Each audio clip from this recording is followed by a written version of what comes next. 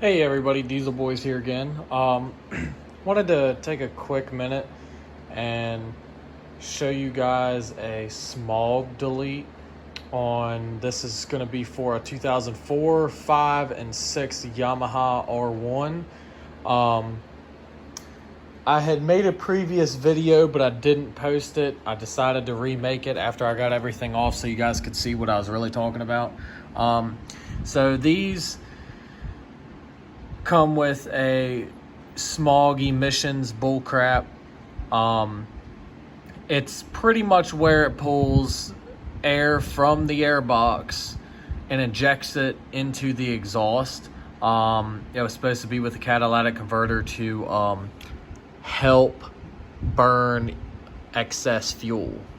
So most of the time it doesn't really hurt to leave it hooked up. Some people say you gain horsepower from it. Other people say you don't. I have seen where you might get a horsepower or two increase with a tune, but it's not so much that doing this increases the horsepower as much as it is when you go to tune the bike. There's no air going into the exhaust to mix the computer signal on your air to fuel ratio. Mine has a full Danmoto exhaust system, minus the header. I have not gotten around to getting one of those. I want to go from the 4, I want to go to a 2 into 1.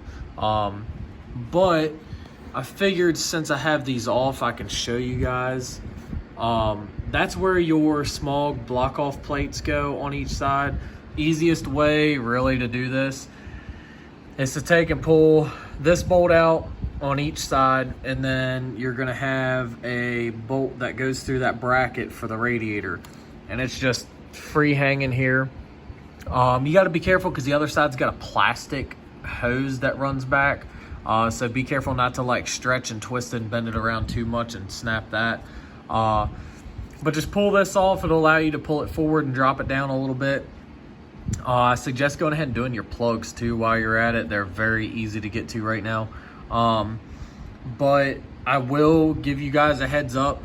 From the factory, they put Loctite on the smog plates, and I would recommend putting some back to ensure them not backing out.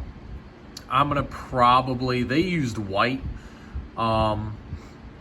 I'm going to probably just put blue back on because blue will be more than enough, and it's not super strong, but it will hold. These are what comes out of it. And if you guys are kind of familiar with the two-stroke world, these are pretty much just like reeds in a two-stroke. But you have those. And then to give you guys a little trick, this is going to be something that, granted, if you have to go out and buy everything to do it, you might just be better off if you can find a set of plates for like 30 bucks or whatever. Me, I don't want to spend that money. I feel like the money's better used in other places. So I'm famous for doing just random custom redneck ingenuity type stuff, so to speak. This is one of these smog caps, and you will spend a while getting these bolts out because there's very little room. This side's a lot harder to get to. But I wanted to give you guys a quick rundown on that. It's pretty simple here. This is your motor that controls a valve inside of here that, depending on what RPMs you're at, so forth and so on, the ECM sends a signal and it's able to open up the valve to inject air into your exhaust stream. But this is all it is. It's really simple. These two ends go to the plates themselves. Or my mistake. This end and this end go to the plates themselves. This long end is what goes up and connects into the bottom here of your airbox.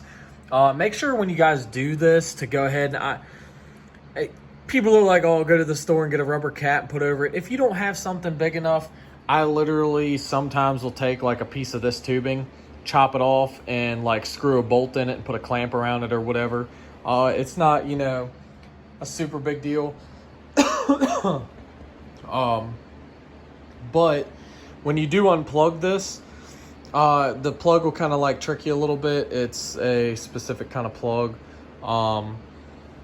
But all you got to do is take some electrical tape and some zip ties and just cover it up and zip tie it up out of the way. There's nothing special to it. You don't have to go in and you know, mess with the ECM or reprogram it or anything like that. You can just basically leave it unplugged. It's not going to hurt it.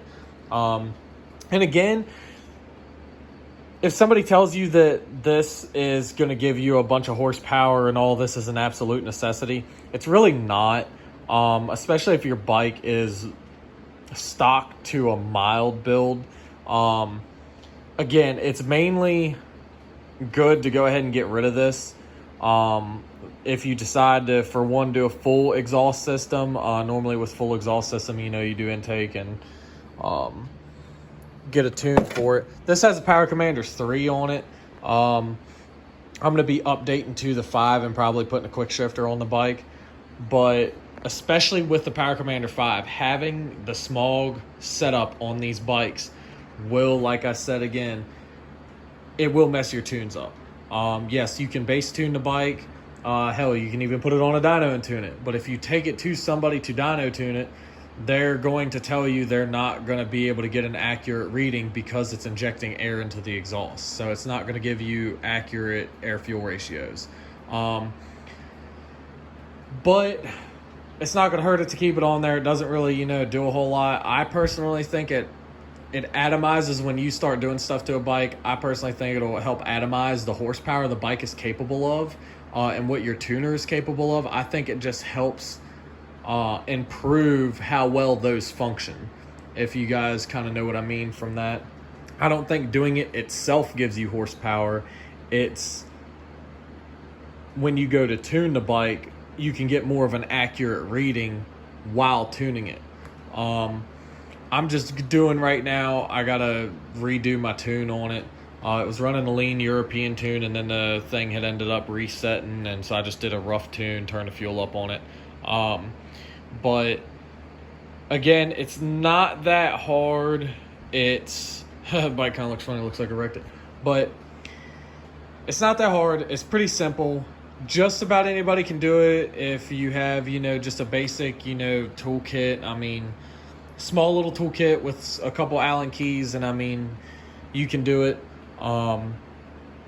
And something else that I'm going to show you guys, if you all want to save money, if you all have some stuff laying around your garage or whatnot, best thing to do is, I so happen to have these laying around, and which is kind of ironic because I had to use one for another project, so I had half of one stick in here. This is pretty much I got really lucky actually. This is a 1/2 inch bolt, and it works perfect if you take this right here and you get a tap and die set, or if you already have one, just look on the side, and the side will show you, you know, what size it is. This one's rubbed off, but it's a 1/2 inch by 13 thread pitch. Got very, very lucky. What you want to do is get a 1/2 inch, and it doesn't matter. It doesn't have to be, you know, a 13 thread pitch. It just so happened that my bolt and that were the same. As long as it's a 1/2 inch, you'll be good. But take and start from inside here. Do not put this, I put it in a vise, but I did not clamp it. I just kind of let it sit there with a little tension because this is very brittle. You will break these, and then you will be forced to buy ones. What I did is, if you got like a metal bench and a screw gun, I just took 2 screws and ran it down through the bolt holes to just hold the thing in there while I was tapping it out. But as you can see, the threads are in there, and what you're gonna do is mix up some JB Weld. Make sure that, you know, once this is tapped, that you have you know, nice clean threads in there. Take your bolt. Like what I'm gonna do, I'm pretty much, some people, I mean, you can go to the hardware store and I mean, you can get, you know, 1/2 inch, like Allen key plug, but since I had these bolts laying around, this is what I'm gonna do.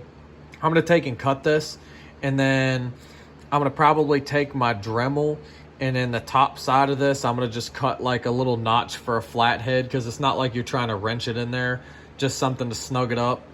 I'll probably slice a little flat spot for a flathead screwdriver. Then what you're gonna do, take some JB Weld, make sure you mix it good. Take some JB Weld and put around your threads on this. And you don't have to gob it on there, but make sure you cover all the threads pretty well. And then take and screw it in. And after you screw it in and snug it up, you're gonna want it to where it's roughly, doesn't really matter. If it's sunk in a little bit, it's okay. I'm gonna put mine close to being about flush with this bottom of the plate.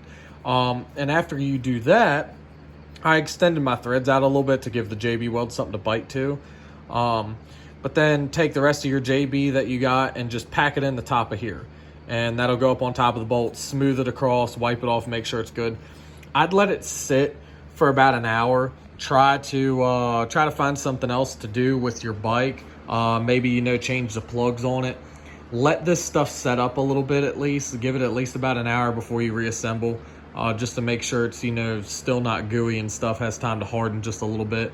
I would wait also a full 24 hours before you start the bike. I mean, you don't really have to 24 hours. I mean, if you just follow the directions on the JB Weld itself, I think it says something, it sets up, I think, in like 4 to 6 hours and allow to like sit overnight before use.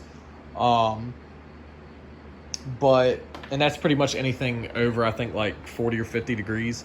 So I'd let it set up for an hour, then slap it in the bike and, you know, go to bed or whatever, come up next day after work or whatever. Then you should be pretty much good to come out and start the bike and do whatever. But I don't want to make this video any longer than what it is. I just wanted to show you guys a quick peek of what it's going to look like removing the smog plates. Trust me, guys, there's nothing, you know, super fancy about doing it. You don't worry about, you know, it's like, well, I didn't explain it in depth. It's pretty simple. All you have is one plug and the 4 bolts. And then you will have in the air box, you'll just have to take your thumb, push that down. That's gonna be the top mount for your motor. But I mean, guys, it's simple. I'd pull the hose off each end. Pull this off before you try to pull your block off plates. It makes it a little bit easier. But yeah, guys, it's pretty much that simple. I mean, it's one plug pulling it off and then those bolts.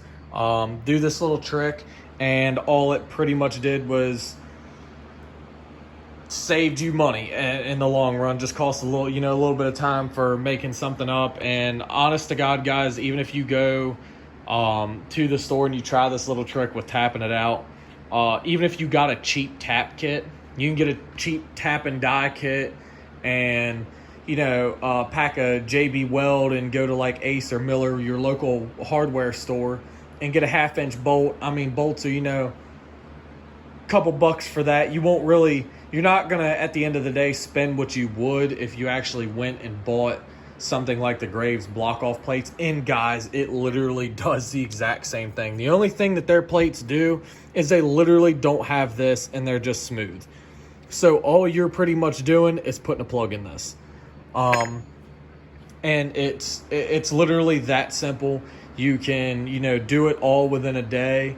And it's going to be cost effective. You might, depending where you live, you might spend anywhere from, you know, 15 to 20 bucks maybe on it, but that beats 30 to 50, $60 on a set of aftermarket plates that you got to wait on to get here, pay shipping, whatnot. But anyways, I hope you guys liked the video. If you guys got any questions, throw them down in the comments section below. Feel free to ask me anything, any questions related to this or just these bikes in general. And if you guys aren't subscribed, hit that subscribe button if you want to see some more videos. I do pretty much a little bit of everything. I've been slow on videos. I haven't really done any detailed videos. There's one that I'm gonna have coming out for this. I did a frame off restoration on it. I still got to do the wheels and reupholster the seat and the plastics, but I'm always working on these bikes, four-wheelers, trucks, cars. So if you guys are interested, again, hit that subscribe button and we'll catch you guys next time.